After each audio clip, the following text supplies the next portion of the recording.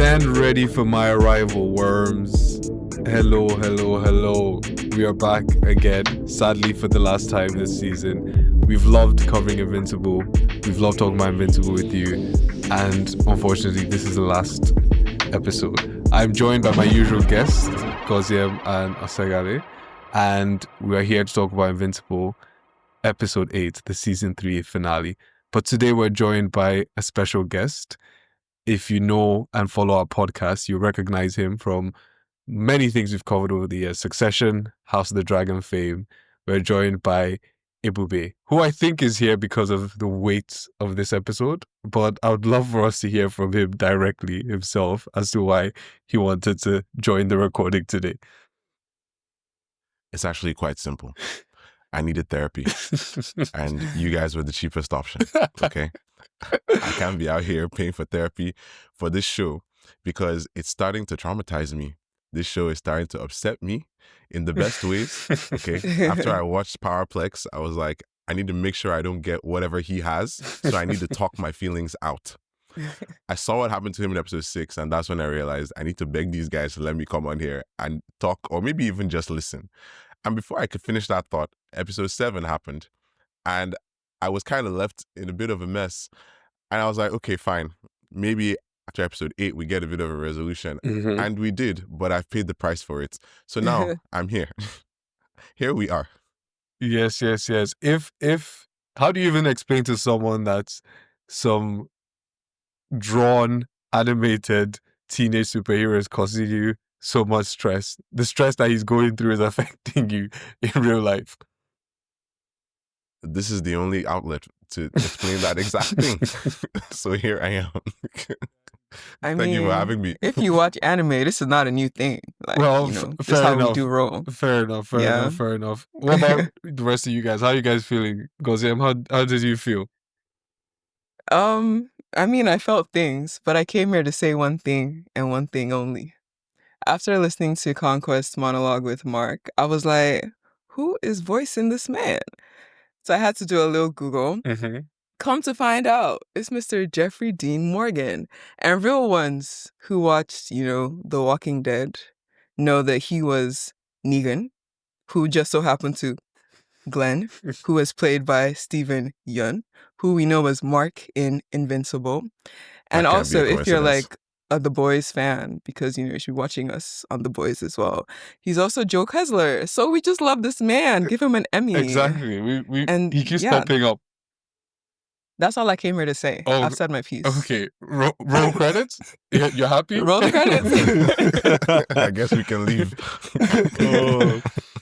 Oseghale, what about you? I think we had a healthy debate last time over how this was going to turn out. So how do you feel?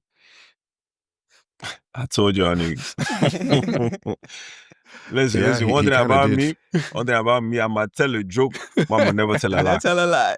I'ma I never tell might a tell lie. you a joke, but I won't tell you a lie. Never tell a lie. Listen, I don't want to elaborate too much on that because it ties nicely with how I want to start this episode. But I just want to do program reminders. Guys, I love you guys. Thank you so much for the support on Invincible, everything so far. But I'm tired of my friends, people who like film and TV asking us, are you covering this show? Are you covering that show? Listen, if you're watching it, we're covering it. And if we're not covering it, ask us. And if you can gather 50 of your friends to listen, we will cover it. So please, Facts. if you're watching White Lotus, we have episodes on White Lotus on the feed. If you're watching Severance, everyone is watching Severance. Bro, everyone's watching Severance to the point where I'm seeing traffic of like 100K views on pirated sites for Severance alone. So please, I know you guys are watching. So please go watch Severance, then listen to our coverage. If you're watching Yellow Jackets, please go watch it. And if you're not watching any of these shows, if they're on the Popcorn for Dinner feed, you should be watching them. So please, no, there's no excuses. Please find something for yourself on the feed. Now, we can dive right in. I wanted to find a way to delay it and let's pretend like we're not going to talk about the main thing that happened this episode. So I'm just going to go around the room and I'm going to start, from Ebube, Goziem and Oseghale. I'll leave Oseghale for last. Do you guys think Mark won this fight? That's an interesting question. I'm gonna say yes. Okay. I'm gonna say yes, Mm-hmm. just because. What was the win condition? Okay. The win condition was prevent this man from destroying the planet Okay. right after killing me. That's all you had to do. Is like, if this guy kills me Okay. and I don't come to terms with that, he's going to kill Oliver, Mhm. then he's going to kill Eve, then he's going to kill Debbie, Mhm. and then he's going to kill every single person on the planet one by one, because as he said, he's here because he enjoys this. So Mark's win condition was prevent all of that from happening. Okay. And I would say that is the outcome. Mark succeeded. Was there a great price? Yes. Was there a great price? Okay. You know, yes, there was a pretty steep price for it. Mm-hmm. He won by the skin of his teeth. But I remember when Conquest showed up last week, I was literally thinking, this is probably going to be the fight. Basically, I was in agreement with Oseghale. Like, Yeah. this is going to be the fight where we see this guy realize, if I do not win, I will die. You know, like, this is like the time of I need to fight for a reason is over. It's actually over. And, you know, I guess we'll get into this as we move on. But yeah, I would say he won the fight simply for that reason. Fair. Goziem, what about you? Are you in agreement with Ebube?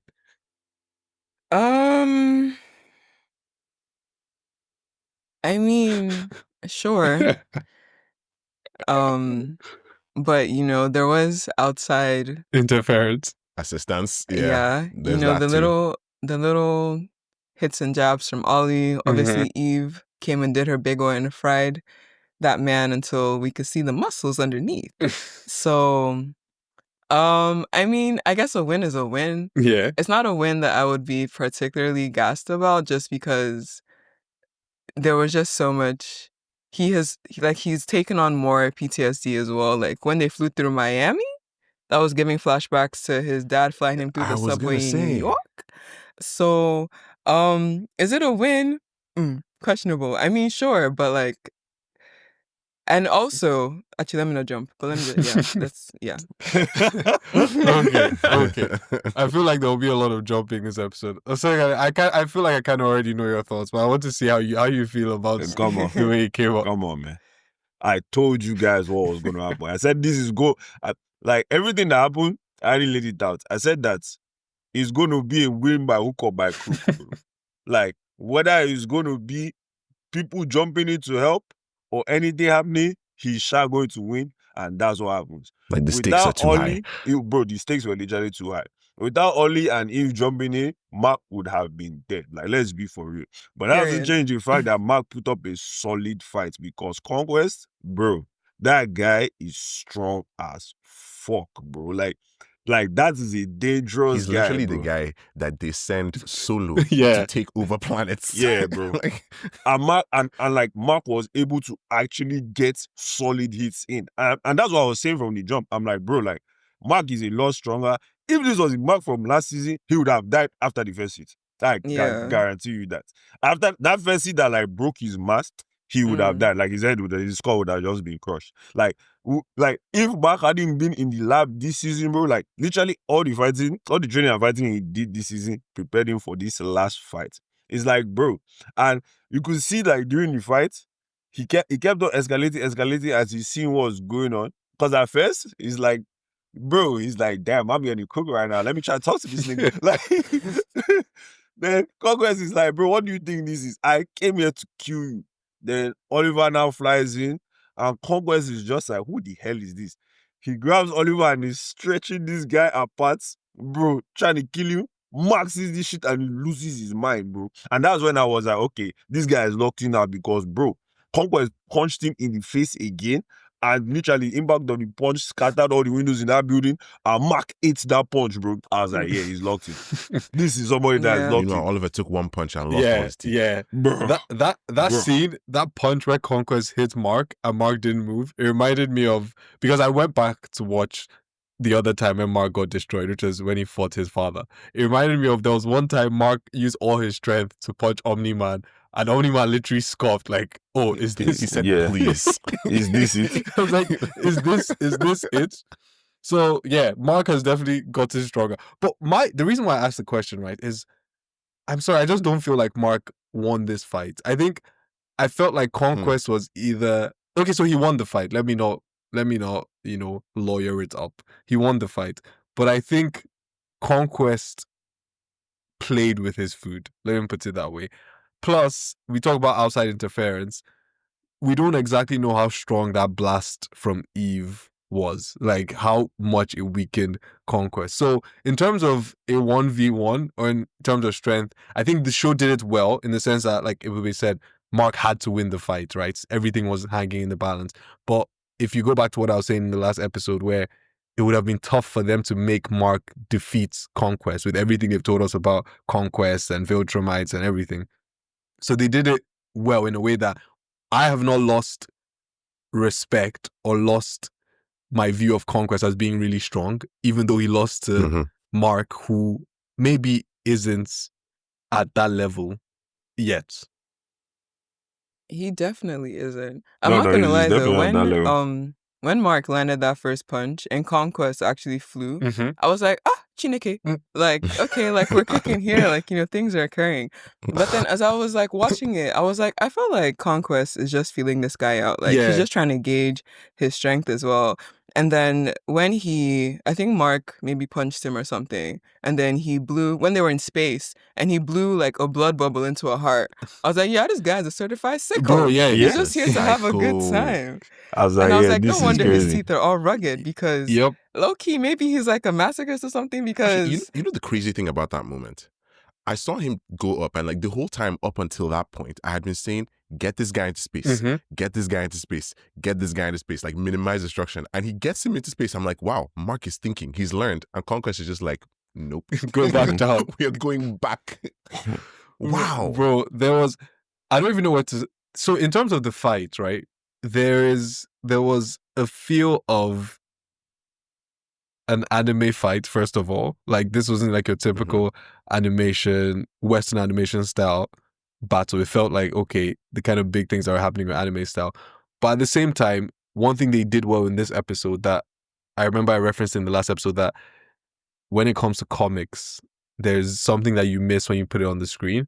And I think I finally realized what it is while I was watching this episode, is that there is such detailing Sakura. in comics or manga in terms of like blood hits, and there's also an exaggerated style that Western animation usually doesn't have. So like in anime, for example, they'll punch someone and like their eyes will pop out, everything, they'll show it, right? And it'll be like a freeze frame. But because things move quickly in Western animation, typically, they don't have these exaggerated voices, exaggerated showings, it's kind of minimized. But what Invincible has done well for 3 seasons so far is that they capture that with the voice acting. They might not have the exaggerated panels or, detailed bone breaking that you see in a comic or manga because someone is taking their time to draw it. But the voice acting, they really try their best to. So I was watching this episode thinking, is it possible that they show them the scenes before they act the voice? Because there was one point I could swear that Stephen Yeun and Jeffrey Dean Morgan were in a booth fighting each other and talking, because it felt like they were actually voicing. Well, they weren't in a booth recording and trying to read lines off a script. It felt like Jeffrey Dean Morgan was Conquest and he was speaking to Mark like he was beating him up. I'm telling you, like I said once I stepped up to the podcast this afternoon, morning, whatever, give that man an Emmy. Because I felt what that guy was saying. And I think also tying in with what you said about them like trying to make it as detailed as they do in manga, I feel like for this episode, especially that Miami scene, it was also, first of all, very like The Boys adjacent. That very first scene where Huey's babe is, split in half. I felt like as they were flying through Miami, I remember seeing stuff like the dog was butchered, one little boy, his arm flew off. Like, I feel like they've tried with, and you guys know me, I'm a gore girl, so I get all up in it. Like, this is what I'm here for. So, like, I was satisfied with all the different breaking of bones when the knuckles were smashed together and there were just bits and bobs splitting everywhere. Yeah, so I think even though it is fast-paced, I do have to give it to them, like the animators, the writers, whoever is in charge of creative direction for Invincible. I feel like there is a lot of thought and detail that goes into it, regardless of it being very fast-moving. Because if a gory girl like me can be satisfied, I feel like, I think they've they done really some focus things. on giving us a sense of impact. Yeah. Like what you were saying with that montage of like all those people who were getting hurt, especially that boy who with the arm, like you actually saw his face. Yep. And like the shock and everything, the shock and pain, all that stuff. When they flew through the beach, you know, when Mark was going through PTSD with the using his head and face to kill people again. Even the sound. Crazy how like that's just the go-to move. Dude, The sound as well, right? They do all that with the voice acting, with the sound, you know, focusing on impact, but it's also the camera angles. This show actually has very interesting camera angles in how they approach the animation. You can see sweeping shots. You can see kind of a sense of motion, even when individual frames are not necessarily animated impeccably. Yeah, exactly, Bro, exactly. There was a point like the animators were cooking the whole episode, but when I was like, okay, these guys really pay attention to detail, there's a point that Conquest smashes Mark through a building and somebody falls from inside the building and dies. And I'm like, yeah.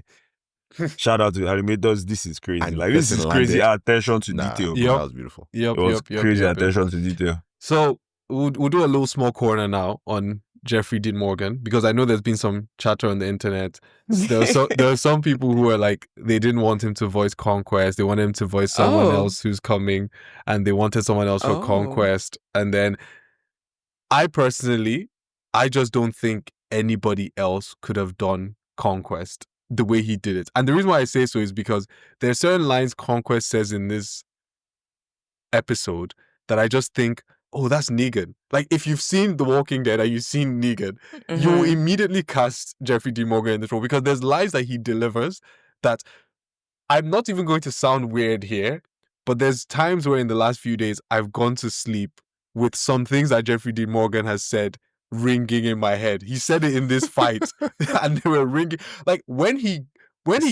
I've been repeating this randomly to people who are around me in real life, and they've been thinking, oh, what's wrong with Ebuka? When he grabs Mark and says, are you crazy?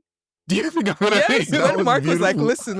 I was like, you are in the middle of a fight. Have you learned nothing? Because me too, I was like, what is wrong with you, fam? Like, you're here asking for a reason. You just heard this guy say he is here to kill you and enjoy it. You're like, wait. It's like, slap you. It's like, are you crazy? You go. So I can read out, because I wrote down what he said. So Mark was like, listen to me, just listen. And then Conquest was like, are you crazy? You think I'm going to give you a chance to surrender? I'm having the time of my life here. Bro. I was like, I love this guy. I wrote him. I said, I love this guy. He's clearly used to training younger Viltrumites. Like, his whole appearance, his whole demeanor is militaristic. Like, even his first line, stand ready for my arrival, worm. Yeah. Like, that's somebody who's used to giving orders. And like he says, you were given orders. You were given time more than most. And it's like, what have you done with your assignments? Yes. Like, that's his whole thing.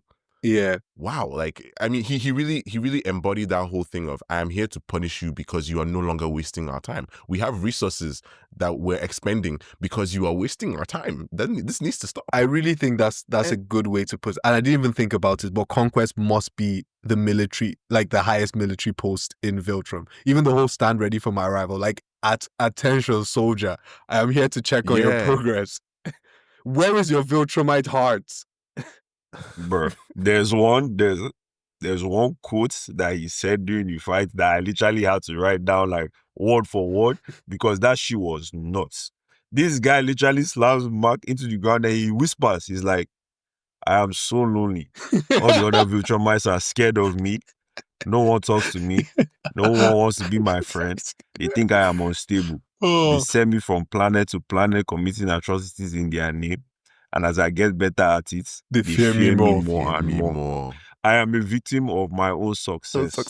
Conquest. I don't even get a real name. That's what did it for me.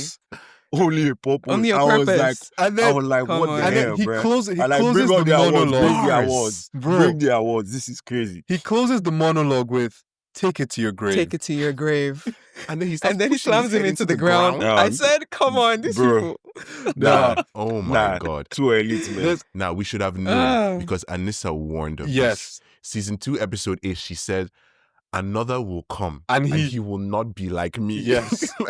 and he references that. He says, but by now, Anissa will be telling you why we need to do this. You know, she's talking about reason. And it's like, I'm not here for any such thing. I'm Like, here because bro. it's like, the truth is, I want you to, I'm so sorry, we're going to spend this I entire want you to podcast fanboying Just and enjoying Conquest. He says the truth is, I want you to resist. Oh, and one of my own personal favorites, right? And I've already said, the "Are you crazy?" is like my number one line. But the second one I love. The fact that we all have different lines we love in this is just a testament to the perfection in the voice casting and the work from Jeffrey Dean Morgan. But there's a part where he says, I want to thank you, Mark. And he goes like, I don't know what you did to piss them off. I usually have like barricades, like, don't do this, Conquest, don't do that, Conquest. But they told me to do it, to do this, whatever means. By any means necessary. Any means necessary. Oh God. Nah. He did his big one. And so far, like, obviously you have Omni-Man, the thing. But to me, this is, I think in a while, season 2, this is the best villain I've seen, my favorites, right? And also, Jeffrey D. Morgan immediately goes into like my top 3 voice acting performances in this show. Like, I can't see anyone else delivering these lines the way he did. Some people wanted a different actor. They wanted to save Jeffrey D. Morgan for another character. And I don't know much about that character because I haven't read the comics. And it's Thrag, who is supposed to be another Viltrumite. But I was just about to say. Yeah. But my thing is that because of how Conquest is and what Ebube said about Conquest being so militaristic and being the way he is, the way he talks, I don't think every Viltrumite is like that. Even though they might be stronger than him, they just don't have that disrespectful tone of voice, the disrespectful cadence. Like, how dare you resist? The only other person I can see maybe JDM play is even Nolan himself. But him, what's the guy's name? How can I be forgetting? Maybe Krieg. Krieg? No, not Krieg. The guy with the exactly. with the They cast the Viltrumite voices perfectly so far, and I'm going to believe that they will find someone even better for Thrag. Because you said Krieg, there's who plays Nolan? Why is his name escaping me right now?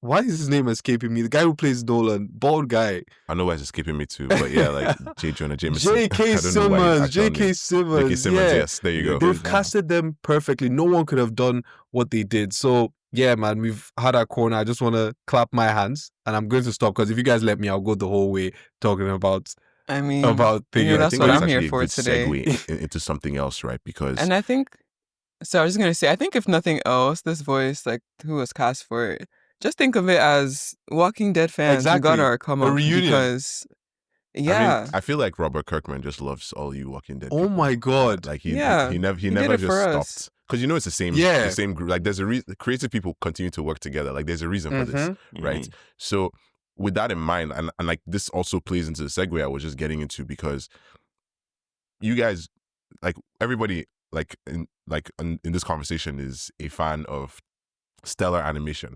So we know what this industry is like, and we understand, you know, what makes up a good showing and what kind of makes something mediocre. And one kind of major issue in the industry is, especially on the Western front, funny enough, severance joke, but is this whole thing of celebrity voice casting. Yeah. Because there are people who are trained for this. They do this a lot. And it is their craft. They know how to make a character feel real.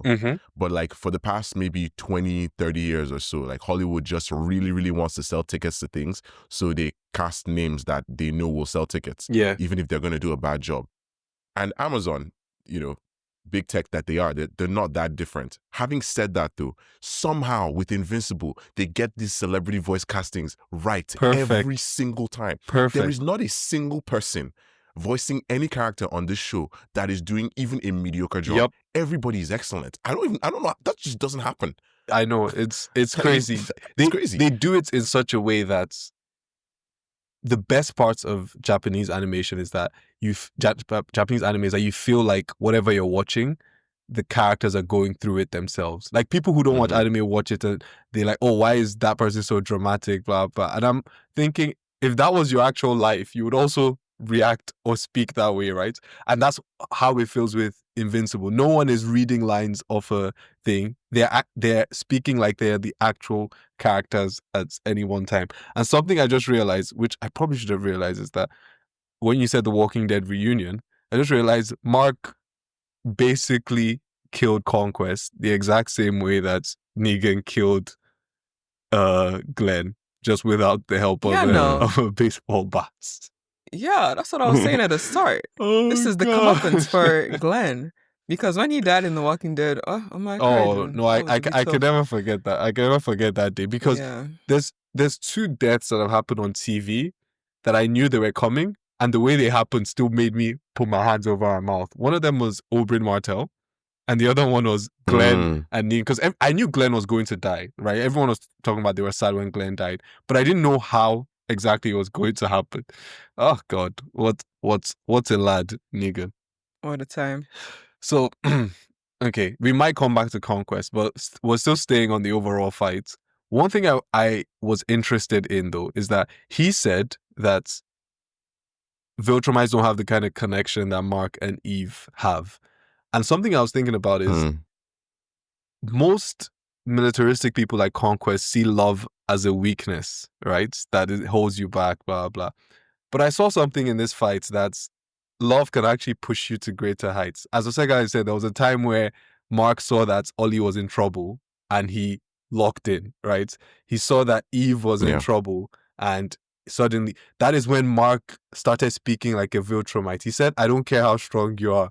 You don't live to see tomorrow. I will do anything it takes right now. So, on one hand, you have the love is a weakness crew, but now I'm looking at it from the other angle. Maybe the fact that Mark loves so many people on Earth is going to be what pushes him to eventually get to the level of these Viltrumites.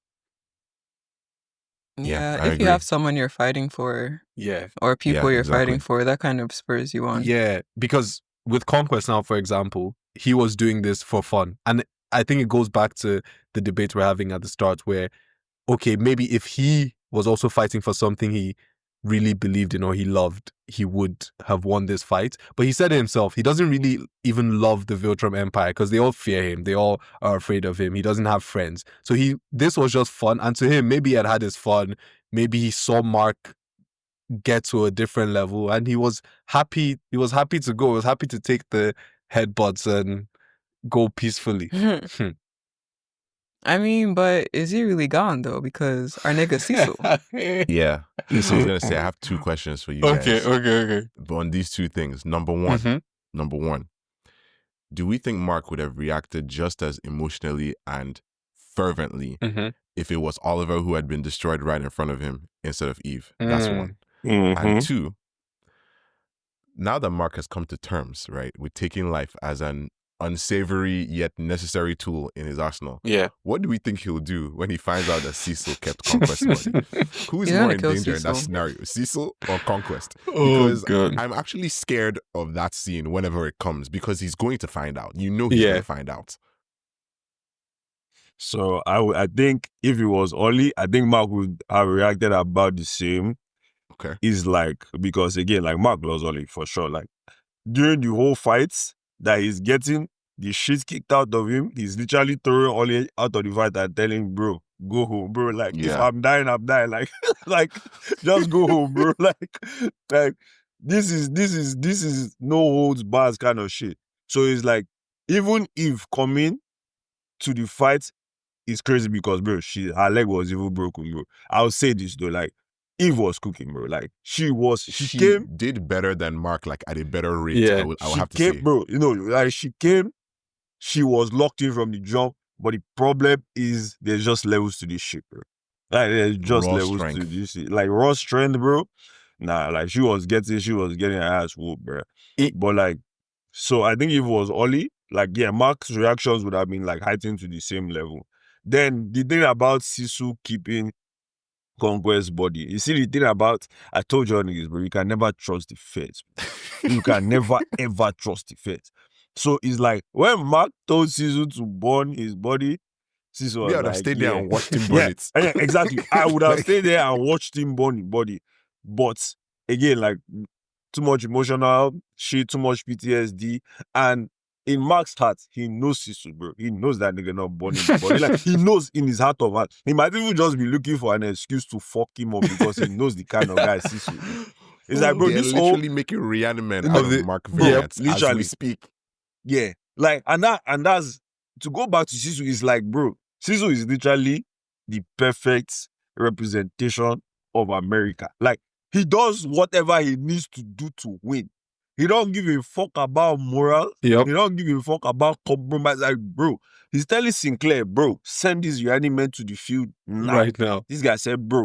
He said, bro, what are you talking about, bro? We can't even do a test run till 2 weeks, bro. He's like, bro, do you know how dense their muscle tissue is? And muscle tissue is. This guy said, bro, I don't give a fuck. Can you see what's happening outside right now? I need Bro, something. I can't lie.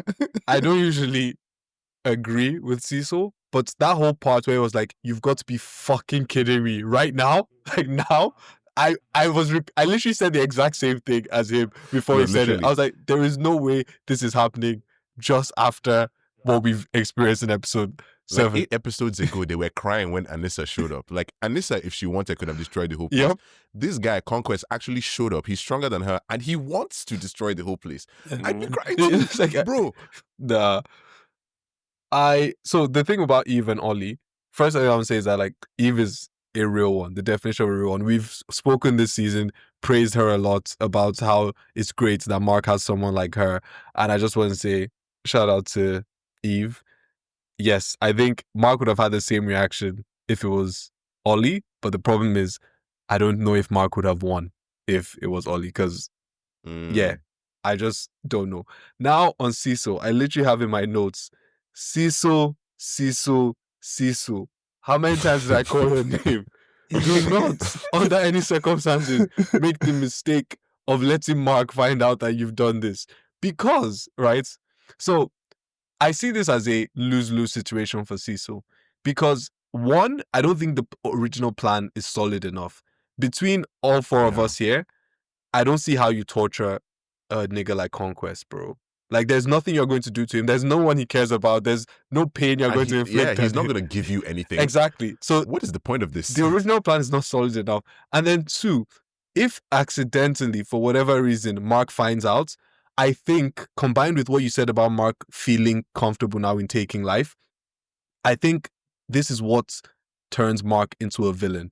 I have in my notes that Mark is going to become a villain, not because he's evil, but because nobody fucking listens to him. This is the kind of thing that leads to the future where the Immortal was like, Mark is now the ruler of the world. Because I'm telling you guys what is right for you and nobody wants to listen. So I now have to make the executive decisions for everybody. Because when I tell you, kill somebody, I've even done the hard part for you. I've killed him. Just burn the fucking body, bro. Nobody wants to listen. Okay, calm. I'll start doing it myself now. So I think Cecil might lose out in both ways, in that he doesn't get what he wants from Conquest, and then he loses his biggest assets, which is Mark. Yeah, for me, I think he would crash out just as bad if it was Ollie, but because it was Eve and she was able to weaken him, all those things, I think that's definitely what helped him push it over the edge. With regards to Cecil, when he had that scene with Sinclair, it just reminded me of work when the PMs just rock up like, we need this. Wait, should we be worried about you? I mean, I'm not. Wait. Hold on. No, just life imitating art or art imitating life. I'm not a developer, but sometimes PMs just be rocking up. You're like, we need this yesterday, Today. and I'm like, babe, what's actually going on? Yeah. So if Mark catches Cecil, that's maybe what my biggest worry is right now. Okay. At the end of the episode, right, there was this servant guy who discovered like. My own is like the servant guy underground where he was like what's this guy from Ninja Turtles, Master, whatever his The name rat, is. Splinter. That kind of red. Yeah, Splinter, Master yeah. Splinter like nigga. Yeah. Right? And then the servant guy was like, I've discovered a means of conquering him. And in my head I was like, you mean as in conquering Conquest? Because he was like, we found someone who's buddy, yeah. strong, like underground. I was like, do they know the Conquest is there? And are they trying to take him? Because first of all, who are these people? And secondly, who are they talking about? And thirdly, if it's Conquest, then We're all gonna die. This is what So, I'm I saying. think- We have thoughts on this, but go on. Nah, so I think they were actually talking about Mark, and they said that Okay. they have a means of Mhm. conjuring him. So Okay. like they're gonna teleport him to their dimension or some shit. But back to the Conquest thing is like we've watched this show enough to know that Cecil is never going to change. There's nothing that's going to make him change. And I think Mark also knows that Cecil is never going to change. And that's why he has already told him that he's never working with him again. Fair. Like this line that Cecil has crossed is not different from any other thing Cecil has done. Let's be honest. Like, let's actually be for real. Like, Cecil puts a bug in Mark's head that will explode his brain. Like, is this really crossing the line After more than someone that? does that, like, Yeah. there's nothing what you I'm would saying. consider them incapable of. So like I don't think Mark sees Cecil as incapable of anything. So even if he finds this out, he's going to be angry, but is he really going to crash out that much? Like, he might start crashing out, then just be like, wait, why am I crashing out? I know this nigga. I knew he was going to do If this. No, I think wait, he'll crash out if, too. If Mark has to fight Conquest all over again, if it was you, He would will you kill Cecil right exactly? after. If it was you, would you not vex? Like if you had to fight Conquest Yeah, all you over definitely again. crash out. So, but the thing is, right, let me tell you why I think Mark will not crash out. I don't think Mark and Conquest are actually going to fight again. Okay. And this is my theory. This is going to be the first mission that Conquest has ever failed, right? And if Conquest escapes and goes back to like the Virtual Empire and tells them he failed his mission, those guys are going to be shook as fuck. That's one. They will execute going him to- right after, but yes. Yeah. They're going to be shook as fuck, and they are going to have to execute him based on like They're normal not Virtual they're not shit. executing Conquest. No, that's remember. what I'm saying. They're not going to. Okay. Yeah, they're not going Okay, to execute him. because of their issues. Yeah, Okay, I get exactly. you. They're not. Yeah, but that would be the normal process. They'll be like, bro, like we have to execute this guy. Then guys are going to be like, what do you mean we have to execute our greatest soldier? That's kind of insane. So literally, like then Conquest, I think Conquest personally is going to be too ashamed to come and fight Mark again based on Viltron pride and everything. He's probably just going to want to die. But I think Conquest is Mhm. happy. That's the thing. Like I think he would actually look forward to fighting To have Mark gotten again. the fight of his Yeah, life. I think he's happy that I Mark. mean, that's Even true. when Mark was about to kill him, it was like, "Are you still having fun?" And Conquest was like, "I take the good with the bad, bro. Like, I think give the it, good with bring the it. bad, yeah. I'm proud of you. Like, bring it here." There were so many times during that fight where he was begging Mark to. He was like, "Very good, almost there. Like, keep trying. I want to see you." And also, this is the thing. Is like, I even think Conquest is excited for Mark to feel what he's feeling now, the elation here, Yeah, and then for them to find break his him. Viltrum heart. Yeah, and for them to break him and bring him in with the Empire. And also, I also think Jeffrey Dean Morgan, we will see him again. I think the voice is too good. And that's why one part of me was happy. Even if it's a flashback. Exactly. One part of me was happy that Cecil kept Conquest because that means Jeffrey Dean Morgan will come back. I was like, you can't just have a guy like that show up and go. Yeah. I was actually Fair enough. sad. I was like, damn. What they should actually do? They should take that guy and they should take Battle Beast and they should put them together And let them in fight. an arena Yeah. and just leave them there forever. Yep. Those two guys were made for each other. Mhm. Yep. Let them fight until there's nobody left to fight. Literally. They gave me the that's same insane. vibes. Battle Beast. That's also why I was skeptical about saying Mark won the fight because it felt like similar to Battle Beast. Conquest was just someone looking for a good fight, and that if he actually wanted to fight to the death, I don't think Mark is worthy. Because remember, they said unless you're telling me that Mark right now can defeat Omni-Man, because remember they said some of our analysts think this guy could take great Nolan down. So there is a level of strength that Conquest possesses that's we haven't seen before. And this even ties into a question I was going to ask. I went back to watch season 1, episode 8, and although the emotional stakes of it make it look worse than it is, Nolan is playing games. despite Mark being stronger now, Conquest gave him more of a beating than his father did Yeah. in Oh, of course. episode 10 of Yeah. season 1. He So, really did, man. man. Because he was trying to kill him. yeah, exactly. I mean, it's clear Nolan was not trying to kill him. it's clear that like Conquest is the strongest person we've seen in this show so far. Like, I don't think there's any doubt about that. Mhm. Again, if not for Eve and Ollie and Mark literally going fucking berserker mode, he would have died. Like, that's just the simple truth of the matter. There is no sugarcoating it. He would have died. Yeah. If not for literally, if not for every fight up until now, he would have died. Like I said, if this was Mark from season 1 or season 2, he's not lasting 3 minutes in that fight. He's dead. Like, he's a You haven't dead given man. him minutes. Oh, Yeah, we I even don't last think the he'll be first up to 3 minute. minutes, bro. So- Like that's something I've even been thinking about through the lens of last week's episode. Yeah. This is the reason our Mark is so much stronger than all the others. Yep. Yep. He's had to go through stuff. Yep. Like all the other guys, they probably just agreed with Nolan, Mhm. and then they didn't really have to face any obstacles. This guy keeps trying to fight the worst people in the universe, and somehow he keeps surviving. He keeps getting cooked, Mm-hmm. but he keeps surviving. He keeps surviving. And now Yeah. he's strong enough to like literally like Invincible Movincible Hawk. I think is his name. Movincible. It's just like his neck like this, Bro. like literally, and he's down. And that's one of the strongest guys. Mhm. Like I'm actually even wondering like when we'll see those guys again, those 8 that survived. And even if and the 9th one, he's kind of like Schrodinger's Invincible right now, the one in the shallow realm. Yeah. The dark dimension, eh? Yeah, like those guys, we're definitely seeing them again. I know Movincible Hawk is good. I know Cape Vincible and Omnivincible. Those 3 guys, everybody else is probably like I assume those guys will probably have a battle royale. Mm-hmm. And those 3 guys is going to be between them. But like keeping all this in mind, right? And looking at those events now, putting them like just supposing them with like episode 8, are we certain that Mark could take Anissa now? No, I don't think Mark could take Anissa. But the reason why I say that and why it will be an interesting fight is because, like you said, we haven't yet seen a Mark who goes into fights ready to kill. Because even this one with Conquest, I think he went in. He still had to get his head in the game. Exactly. I think It took him time. I think he went in with, I'm just angry and I want to hit something. And then the fight was going on and then he realized like, oh, this guy, because the way that's why I love the way they staged this fight. The way Conquest killed Eve like this, he didn't even waste time. So Mark realized that, oh crap, if I fuck up here, this is how quickly he killed Eve. He'll kill Oliver quicker. He will kill my mom quicker. This whole plan isn't going to survive.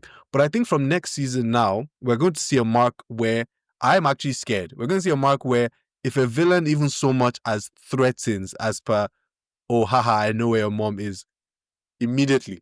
Dead. Like no 2 ways about it. It's No like, games. I'm not gonna let you get the Exactly. I'm chance. not going to I'm not going to give you the chance. immediately. So I'm scared of the Mark we're going to see in season 4. They better not try him. This is why, again, goes back to what we say. I don't want to be afraid for Cecil, but I am. Because, again, this is a Mark that is now ready to kill. So, and again, I feel like this show, one thing they do is that they call their shots and they make it. So last episode, they had Conquest show up and everyone was like, okay, this fight is going to be crazy. The fight was indeed as crazy as we thought. In season 1, Nolan killed all the Guardians of the Globe and everyone thought that would be the most shocking scene of the season. Nope, the finale came and this man fucked up his son. So I feel like when they show the closing of this season as Mark telling his baby brother, I am now ready to kill people, I feel like that's not a bluff. When the season comes, Yeah, like we won't be the ones asking Mark. of all the people to tell. Exactly. We won't be the ones asking Mark to kill again. We'll be the ones begging him, like, bro, please, just pity this particular one. Oh. Yeah, man. I mean, speaking of which, right? At the end of episode 7, Yeah. when Mark is fighting Angstrom, I know that there are actually quite a few people on the internet that have issues with that scene because it's like Oliver just showed up to state the obvious and make Mark hesitate. Mm-hmm. Whereas apparently in the comics, and I haven't really read them, right? But in the comics, apparently Mark was wasting time. Like he was essentially quote unquote playing with his food. Yeah. Like he had Angstrom, he was just beating him, but he wasn't killing him. And then Oliver showed up and was like, what are you doing? Kill this guy. And then that's how he escaped. So it's kind of like the scene was structured a bit differently. The show kind of made it seem as though like Oliver was not playing too much of a role there, that he was sort of just there to create a convenient way for Angstrom to escape. Yeah. But having said that, though, Angstrom has escaped, regardless of how you look at it. So what do we think these technicians have on him, actually? So, one, they're the only people that can fix him. Right? It seems so. Okay. Right? I am more... And they did, right? Mhm. but clearly there's a price. I am more interested in the price. Like, what do they want from him, or what do they? I think those technicians are alternate versions of Angstrom that have lived the longest. Oh, Mm. I think that's what they are. fair. Because You might have eaten with that. Yeah. the first thing they said was that they've seen the price of their ambition and what it did to themselves and their planets. Angstrom is Oh. like, oh, so you want a new home? And he said that's easy enough. Then they were like, yeah, apart from that, we see a glorious future like working together with you. And again, I looked at technicians and it's like, okay, like Angstrom looks pretty similar to them now because again, they are the ones that like fixed him up, Yeah. gave him his arm and everything. But the way they said that they've seen the price of their ambition, what it did to them, what it did to their worlds, I'm like, This is a little It's eerily similar. Mm. it's similar. Yeah, it's very, very similar. So and that's another thing, like, so from now, Angstrom's character arc could go either way, right? Either like these technicians are like, bro, look at what your ambition did to us. Like, who are you? And it's like, you can take the better path, right? Like, you let your hates for Invincible cloud you and you did this fuck shit and look like, what did you get? Or they're going to be like, yeah, fuck Invincible, let's go again. So I'm really excited to see where they go with Armstrong's character. I like it. There's so many places for this show to go, and like this is me coming from corners of the internet, random places where I see things, right, that I can't even count as spoilers because it feels like a completely different show. Because I'm like, how do we get from here to here? What is this you're saying to me right now? And this show has teased so many potential futures that I'm interested in how we get to one or the other, and which is why I said maybe Mark does become a villain and rules the entire earth. Like, that's immortal future because people don't fucking listen, and he just tries it. Because, bro, these last 3 episodes of this season has just, if I wouldn't say the last 3 episodes, the entire season has just been Mark. Let's just put it like this: has just been people and the world trying Mark. Like, they've just been trying him and trying him and trying him, and man, the guy is going to snap one day. The thing is, I don't think this particular Mark is going to snap, right? It's been made very clear that this Mark is different from every other Mark in every other dimension. Like, I think that's what's going to make this Mark, like, aka Invincible Prime, different, and, being able to do everything he needs to do at the end of the day, because fundamentally, this Mark is a good person. And a way they highlighted this episode is when Debbie came to the hospital and she was apologizing to Mark for marrying Nolan, putting him into this life, this and that. And Mark is just like that, bro, you didn't do anything wrong. You did everything you could. Like, you did everything right. And it's like, that's his mentality at the end of the day. Like Mark making this decision to kill guys is not a decision being made out of anger or out of anything like devious. It's like, the level of threats that are coming, bro, this is all I can do. That's the decision he has made at this point. That doesn't change who this Mark is as a person. So again, that's why I don't see this Mark going down this path. And another reason I don't see this Mark going down this path is that, like, even if he goes down this path, right, I feel like there are going to be things that are going to steer him, like, in the right direction, right? Like, if for example, right, they already spoke about it. It's like, if any one of us goes crazy, the other person has to do what needs to be done at the end of the day. And we know Mark loves Eve more than anything. And Eve is not going to let this Mark go. Like, she's not going to let this guy just go crazy, right? And again, it's like the other Marks trapped in the other dimension. Like, they're probably going to go into those guys' backstories a little bit more. And again, this Mark is probably going to interact with them. And in those interactions, she's going to see that, bro, it takes one bad day to become this. And he's going to be like, I can never become that. You feel me? Okay. So like Okay. again, there are too many. I feel like there are too many things that are going to keep this Mark in line. Like, yeah, he's going to kill guys, but I don't see him ever becoming, Mark the Conqueror or Mark the villain. Like, I There are still checks and see. balances. That's I what I'm get saying. you. Yeah, that's what. Yeah, so it's like he's still. I still see him on that path to becoming a hero, like Invincible Prime. I still see him on that path, like all this, because the truth of the matter is, like, all this traumatic stuff that has happened, he would have snapped already. Let's be like, he would have snapped already. Like, what else needs to happen at this point? Hey, for him don't to snap? tempt fate. Don't. Because I'm not Okay, but- tempting fate. I'm not tempting fate, but it's like he's been through a lot. Like, okay. the worst things that can happen are things he already knows. Yeah, somebody Okay. killing Oliver, somebody like killing Debbie, this and that, right? He's not jaded that he can protect them forever. He knows his But own mind weakness. you, it's taken us so if we count this season as the season Mark first faced the dilemma of kill or don't kill, it's taken him 1 season to now become a person who says, yeah, I do have to kill some people. So when you say there's nothing that can happen to him, I'm like, there's potentially many seasons of this show. It can get to a point where Mark is like, okay, I've done the killing thing, and killing only villains seems to not work because the good guys like Cecil also don't listen. The good guys like also don't listen. So maybe now I have to start keeping, because even what's it called? It's the whole, and obviously this is the standard comparison across all comic book things. It's the same Injustice storyline, right? Where Superman is like, hold on, yes, even if I agree to only kill villains, that is all well and good. But what happens when the heroes start opposing me, even though I feel like I know better than them?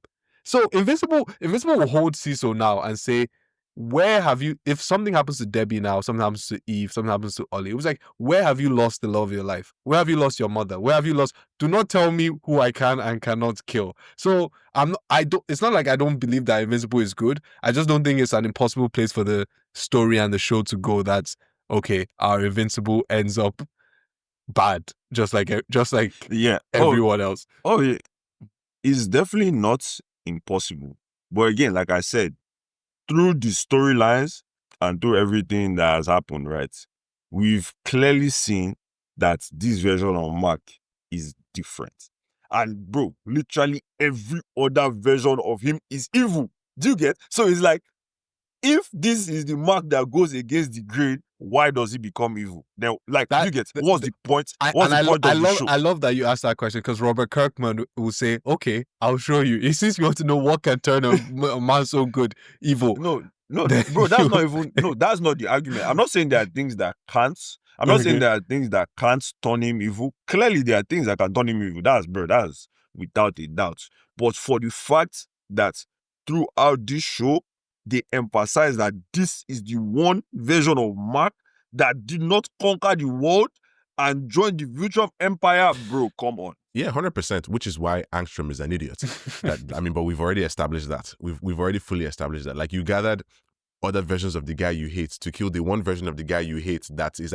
actually didn't, you know, whatever. Yeah, But like my response to the whole thing you're saying, right, is the fact that there are juxtaposed, like, inverted character arcs happening here. Mhm. Like, Mark is going down a certain path, Exactly. but Nolan is kind of going on Yeah. like the opposite journey. And I think the story is kind of trying to show us, you know, what happens when this guy who's fundamentally A and this guy who's fundamentally B start to become like the other side. Yeah. Like, Nolan is becoming somebody who has compassion. Mhm. This nigga is literally saying, I miss my wife.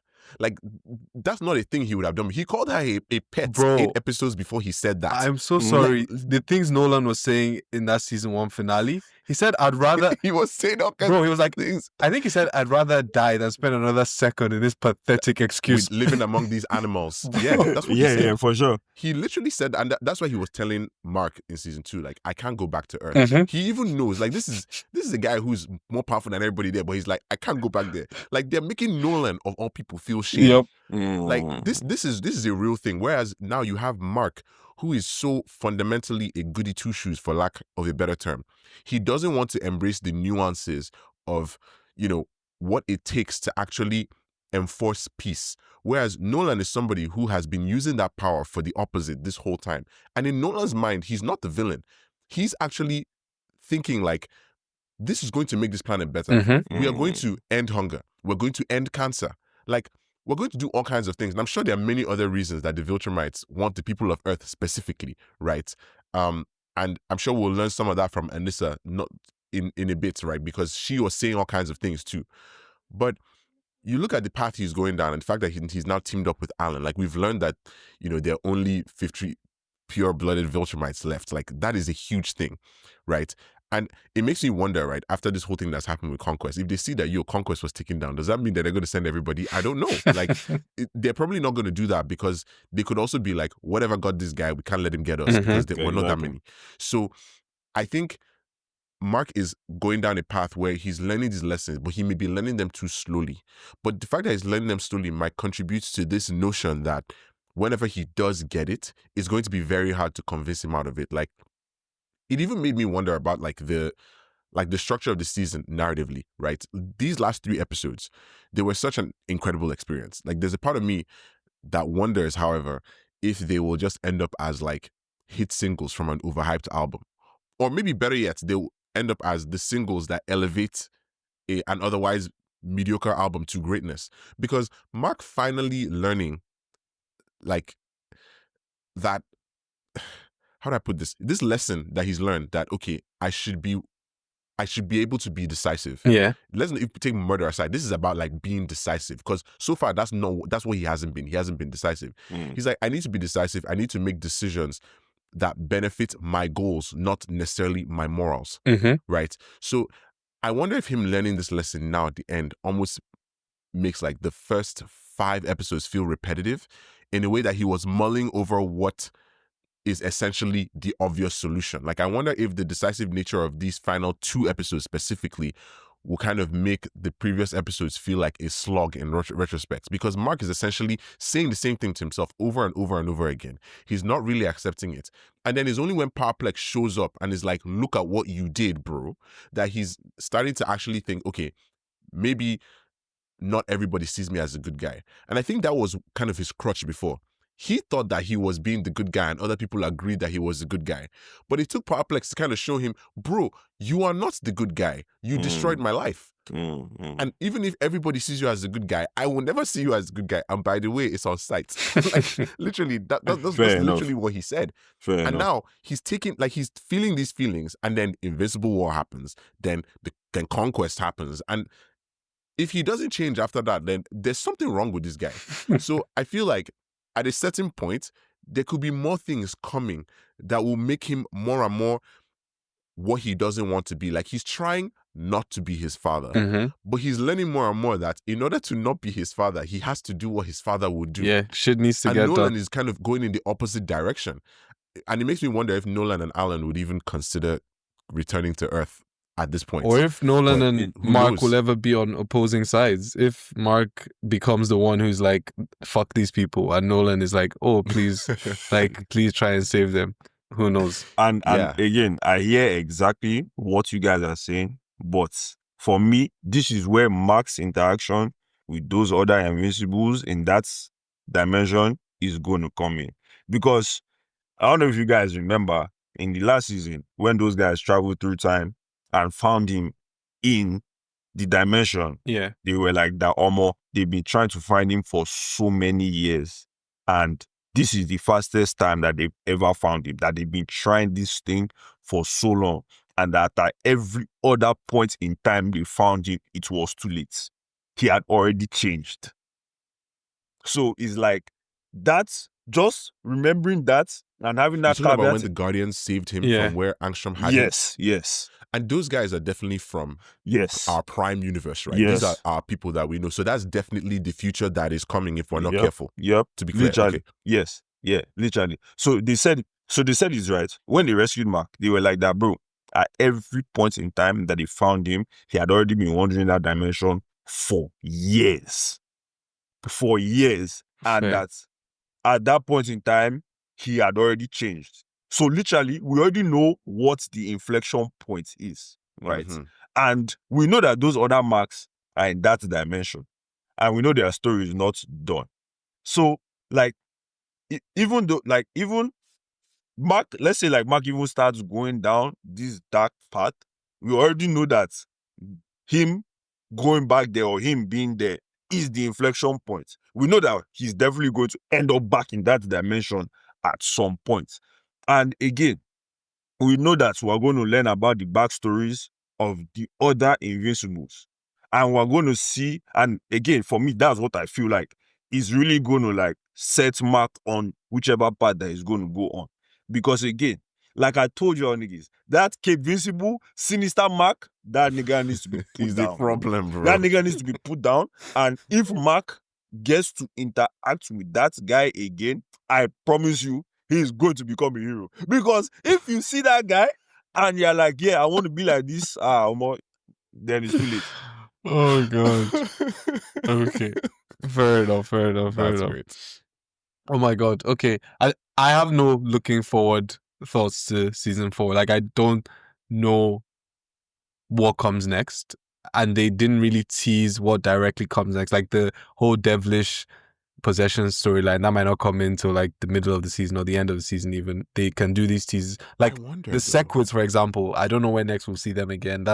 So I have no looking forward thoughts. If you guys have any looking forward thoughts, please feel free to share. But that's the thing. I kind of do, because I'm wondering, like, why are we seeing the Sequids right now? Like, okay, so this, believe it or not, I was actually thinking about Damien Darkblood the other day. Like, I was genuinely thinking about him, and I was wondering. The reason I was thinking about him, I was wondering, why didn't Nolan kill him, and why didn't Cecil kill him? And I basically came to the conclusion, right, that is because they can't. Like, all they can do is send him back to hell or wherever it is he comes from. But I guess the real reason, is I don't know, maybe the story needs him for something like 3 seasons down the line. Because it's interesting how after everything we just saw, Darkblood would kind of return along with the Sequids. I'm guessing that was Darkblood. Yeah. I mean, I don't know if this serves like the story's narrative trajectory well. Like, where is the through line? Because I've also been wondering recently if the concept of a through line is something that seasons 2 and 3 just didn't manage to do as well as season 1. Like season 1, the through line was there is something up with Omni-Man. Yeah. Such that when we found out what was up with Omni-Man, it was like, oh my God, like we are, like this is a problem, right? Season 2 could maybe have tried that. I think they kind of tried it with Angstrom, but they spread him out too thin, and then they did that stupid like 4-month break in the middle, which bad move for a show like this anyway, but we've established that. So I feel like for season 3, maybe they could have been planting seeds that would have moved the Viltrumite plot forward, because that essentially is like the quote-unquote big bad at this point. Yeah. We don't necessarily know who it is, but we know that the Viltrumites are always looming, right? So we got that, but I'm wondering if it's enough. Like, we got it with the whole prison break stuff, but like, somebody might say, okay, maybe they didn't give us more of that because they wanted us to kind of maybe a little bit forget about the direct threat of the Viltrumites, so that the arrival of Conquest Will could shock have us. more impact Yeah. on us. But I fear that kind of feeds the allegations that this show is turning into a story that relies too much on shock value. Like, for a superhero show, you definitely don't want that. I think the show is still like in the good side of that argument. Like, I don't really think it's relying on shock value too much. But that's basically, at least to me, what happened to The Boys. Like, The Boys kind of became borderline like weird for me in that sense. Like, it's still a show that I will watch, but so many of their moments rely too much on shocking the audience with like the worst possible stuff. So I don't know. Fair enough. Yeah, I feel like moving forward into season 4, like the Sequids and Darkblood may become a thing. Maybe that's a new through line. Maybe that's going to affect the whole Viltrumite plot. I don't know. But So the thing with yeah, Invincible those are my is, thoughts anyway. like, just from like the parts of the comics I've seen and just like, you know, chat already and there are a lot of plot lines in Invincible, right? Like, and I think the show is just trying to build up to those plot lines, right? Like, it's like how they talked about how Nolan's books talk about like the weaknesses of Ultramites, right? Mm-hmm. We know that Battle Beast is a weakness of Ultramites. Like facts. and They we need know to read those books. and we know They he's write one of just Battle Beast. You get me? And we know he's coming back. So it's like things like that. Like I feel like these little nuggets here and there are just fleshing out the Invincible universe, right? Like it again, just from like what I've seen in the comics, this show is going to be at least 6 to 8 seasons long.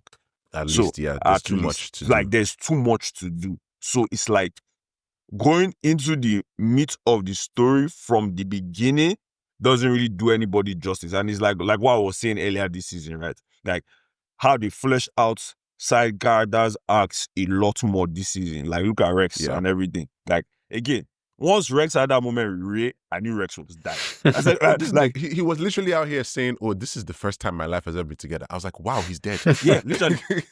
Immediately. Like, once they had that conversation and she's like, bro, like, how can we just be living to die the next day? And he's like that, bro, but like as heroes, we don't get to be happy. I say, yeah, GG's. This boy is gone. Like, this boy is gone. So it's like, I feel like they're going to keep doing that. Like, the main story will come in like the latter half of the season. And then the like beginning part of the season is to flesh out the lives of the other characters and get us invested in them. Again, it's like what like Marvel did like in the beginning, like when they were first building out the MCU, right? And that's why like when these characters die, you feel it. There's an impact. Like Rex surviving the first time, they shot him in the head, and dying now is much more painful because, bro, when they shot Rex in the head the first time, I like, hey man, I liked Rex, but he was a fucking dickhead. Now that he died, it's like, bro, wow, this guy finally turned around and became a real hero, and Yeah. bro, he now had to sacrifice himself. Like that's so, like, bro, it's so much more. And he did it without hesitation. Without Like, hesitation. So that's you get not like something he would have done before. exactly, it's so much more profound. So that's why, again, like I said, I don't mind that the show is not rushing into the main story, because what they're still building out is like the development is great, and it's like is also very interesting to see the intricacies of the Invincible universe. Yeah. No, So I for hear you. me, I it's feel- not a thing of shock value. I think you may be right. It's like the show is essentially, instead of giving us kind of like story points as a through line, I think for now maybe they're relying on themes, and it's like with that in mind, it's like the themes of this season would be redemption, self-accountability, the value of life, right? And we see that in all of the characters, including the side characters, who are actually, like you said, fleshed out very well this season. With Rex, like we see those three things. Like he became accountable, he redeemed himself, and he realized that the value of life of everybody else on the planet, including those he loved, was greater than his, and he could actually salvage that if he managed to make this sacrifice. And let's be clear, the Invincible that he killed, that guy was a problem too. Yeah. Of course. Like, that guy is the type of person that would have gone on to wreak serious havoc. Like he was a psycho, like the one who was with the Guardians and using Immortal's head to cut kids in half. Cut kids, Like, yeah.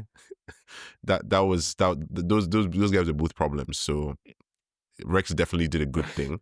And I think like the way the show is able to kind of switch between, you know, these tones of like very, very heavy tension to kind of comic effects to, you know, stuff that makes us watch the characters ask themselves really, really deep questions. I think that's kind of what keeps us coming back. Like that's what's holding the show together, because like the characters are still sort of strong. They're well done. Fair. Just a random sidebar. Yeah. A random sidebar because you mentioned Rex. Yeah, I felt like it's kind of weird, like Rudy now calling himself Rex. Oh. And because like technically he did steal Rex's DNA and But it became makes a sense boy. now. And now he's like, I'm gonna rename myself. I just Rex. thought it makes was sense weird. because Rex's in funeral. the future, when those guys came to save Mark, Exactly. like Eve called him Rex. He called him and Rex. I was yeah. like, why is Rex in robot suit? Exactly. And now I get it. Now I get it. So Yes. that's further confirmation that is the same timeline. The same way the timeline where Immortal lives 500 years and rules the world and goes crazy after Mark lives with his family is also our same timeline. Yeah. So I'm very worried. I'm just gonna tell you guys now, I'm worried. Rex's whole, what do you call it? this goes back to what I was saying. Immortal said Mark was in charge, then left him in charge. This is why I say Mark is going to get pissed off that nobody is listening and become a dictator. But overall, on the Rex thing, Rex's funeral was weird overall because not Kate, sorry. Eve, Ray. Eve, I love you, but why are you bringing up? No, why are you bringing up that he cheated? No, why is it like I loved him. He cheated on me at his funeral, bro. Like in front of his mom. Come on, man. Come on. No, I know, but to be fair to Eve, she said that only to Mark. You know, she kind of said it in the background. Fair. Yeah. She didn't say it on the mic. Fair. Yeah, she didn't say it in the mic. Like, And she was acknowledging his growth and everything. fair. Yeah. Damn, man. And it's like, and again, it just goes to show like how like much the characters are growing in the show. Like, it's like, bro, death is not, you know, it's not whitewashing, bro. She's like, yeah, like Rex was not perfect, but he changed a lot and he became better. And she acknowledged that. Like, even with him dead, she's like, she could still acknowledge that, like, this guy was my first everything, good and bad. She didn't just be like, oh shit, Rex, I love you, this and that. It's like, yeah, she loved him, but that doesn't change the fact that he was a fucked up guy for a lot of his life. Another random sidebar. You know when she stripped Mark down and his clothes were glowing? I was just about to say that. Like, what was that? What should we be? I literally was gonna ask you guys, should we be worried that her powers no longer have limits with the mental blocks? Because what was that goo? Hey, like, man. what was that Yeah, even goo? I don't know. Let me tell you what that is. us? Let me tell you what that is. Mhm. Another interesting plot point that we're going to figure out in the future. That's what that is. Yeah, you right. Okay. That's what that is. That's all it is. Interesting. I look forward to it. Let's get out of here. And unfortunately, guys, this is the last time we'll be with you for Invincible this season. But God keep us all. We shall be back to cover season 4 of this show. And please, Amazon, make it snappy, please. 12 months maximum. Thank you. Amen to that. Shout out to the Amen women to in that. STEM. Oh, Shout out. shout out to women in STEM. Happy International Shout Women's out. Day. You know, shout out every woman, all the women in Mark's life holding him down. Debbie, Eve, Shout out, the rest shout of them. He couldn't do this without them. Not even close. So He literally would Yeah. have died. Literally. When she made the air denser, I was like, shout out to the women in I STEM. love it Oh, when characters but- have battle IQ. yes, exactly. Things like that. There's just like anime staples. And I'm sorry, the Viltrumites are just so disrespectful. I hate them so much because he was like, okay, cool trick, but I can Yeah. I can hear that you're breathing heavy. Like you can't do this for. They're just evil, man. They're fucked up. They rely on brute strength for everything. Yeah, Like literally. that's literally what they do. Even their executions, somebody beating you to death. It's Yeah, like, yeah. 2 guys came to beat this guy to death. It's like, yo, you guys don't have a guillotine. bro. You Like- just slice his head. Like Nah. they only believe in catching hands, bro. Like they don't anything else they don't want to hear, bro. Also, did we man. shout out to Ollie? Because he stepped up. Ollie did. You know? Shout out Ollie Ollie, bro. did land a few punches. Yeah, he had 1 or 2. Yeah. Oh God, Shout poor out And Ollie. he was Shout ready out. to Fast go things and are gonna rebuild the move city. next season. Like Shout if out Ollie to would be Ollie. an adult. That Still- boy got hard on him, bro. He got that dog in him. Shout out Just- Ollie. Yeah. Ollie was flying in, and then Conquest slapped him into the ground, and I was like, huh? Bro. Please don't kill him. Literally, I was like, bro, hold on. Mark said go home. Me too. I was like, go home. Please. He flew in. It's like, yeah, he's old. We can take him, bro. 1 slap. One Yeah. slap. He lost like 90. It's Like crazy. again, like Ollie's still a child, so he believes in himself too much. Yeah, Like Mark is like, yeah. bro, this is not the time for self-belief, bro. This is time And to Ollie get the fuck hasn't out of seen here, a bro. Viltrumite, right? Like he hasn't seen them fight. Other than Nolan, yeah, Apart like he from hasn't seen Nolan, them yeah. fight the way Conquest was fighting. So, man, I mean, technically, Oh, he was a has, kid. When he was because young, he right? has those Yeah, memories they said from when he he has was a the baby memories, because fair. of his Thaxton side. fair. So he would have remembered being carried by his mom while Lucan and the other guy were trying to Find them, kill them. And yeah. Nolan showed up and was like, stay away from my children. Fair enough.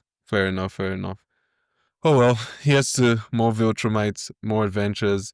I've stopped hoping for Mark to catch a break because I don't think it's happening anytime soon. So 0. No, Mark is never catching a break. That's for There's sure. no time. Never, There's literally Yeah. no time for him There's to catch a no, break. there's And I feel literally like they're no going to time. be coming soon. If they sent Conquest, then, woof. you know, we were saying last... Conquest is like their last straw type of Yeah. guy. Like they sent Yeah. Anissa, who comes with reason. They had Krieg talk to him on Thraxa, and now they've sent Conquest. and Nolan already didn't do anything. Like I'm genuinely worried about who they might send next. Yep. I even forgot to say something. Mark can't even kill Cecil. Cecil has invincible reanimate now, bro. Okay. But he can take those guys. Yeah, that's what I was going to say. He like, can, is he it can, but with bro, Chiwali there or is are it a lot one of way? Is them. Mark now a killer or To is be he fair, not? it will be much harder for him to take those guys because the regular reanimate were already a problem. That's what I'm saying. The regular reanimate killed one of the Invincibles. The Mark we know now is That's different, true. man. He has faced Conquest. No, it's different. So That's what I'm saying. Like his face Conquest, he's done all these things. Like I said, of course, is he going to kill some niggas? Yeah, he's going to do that. Like, you know, like, yeah, but that doesn't mean he's not a great guy. okay. Like, even without the murder, like, you know. we shall I still, see. again, like I said, like, just remember this, like I said, inflection points. Going back and meeting those other marks in that dimension, whatever POV he has at that point in time is changing. That one I know for let's sure. hope that actually happens then, because a lot of this argument kind of hinges on him having that interaction. But he's So definitely if he having that doesn't- interaction. Like, there's no way he doesn't have that interaction. Like, for them to keep those particular 8s there, like, even if it's only 3 of them left, let's say they all kill. See, from what we know, even if they all kill each other, Vizzy Hawk and Sinister Mark are surviving. They're surviving, yeah. For They're sure. definitely surviving. For sure. Even like Omnivincible, who said he killed his father. Yeah. Which that guy must be a serious problem. Like I heard that, you know, in the comics, he was killed by the guys with the yo-yos, and then the show corrected it because it's like, this guy said he killed Nolan. There's no way randos Yeah. No. are So getting rid of him. it was Sinister Mark Are you that sure it said was Sinister Mark? Yeah, it was Sinister Mark. Bro, trust me. That's the guy. I don't make mistakes. Like Sinister Mark. Interesting. Sinister Mark is the one that killed Nolan, bro. That's why I know that even if there's a battle royale in that dimension, he's surviving. Sinister Mark is coming. Sinister Mark is I'm surviving. worried about him. Vizzy He's the one Hawk that is killed also Antron's surviving. son in front of him that time, right? Yes, Yeah. literally. So literally, like, Sinister Mark is surviving for sure in the battle royale. Vizzy Hawk is also surviving. That guy, I don't know. There's just something about him. Too much X factor. There's just something about him. Like, he's just smart. I think his issue is just that he's smart. And he's also strong. Like, you can tell that he's smarter than the rest of those versions of He clearly had to go through some stuff like that. His outfit as well. Like, I wonder what got him to the point where he's actually, like, he had to shave his head. Bro, that guy is very metal. Now Like, I'm telling he's you probably guys, been when through they some go back things. into these guys' backstories and Mark actually interacts with them, that's going to determine his own path forward, for sure. Mm-hmm. For sure. Okay. Guys, it's been a pleasure these last 8 weeks. I look forward to more time covering Invincible and sharing it with you guys. Guys, listen, like, share, post, tell your friends, watch Invincible, listen to our coverage. Goodbye until we meet again. Shout out to the hotties and the baddies for rocking with us. I agree with Shout out. Thanks for having me on. anytime, man. For sure. Anytime. Bye, beautiful people.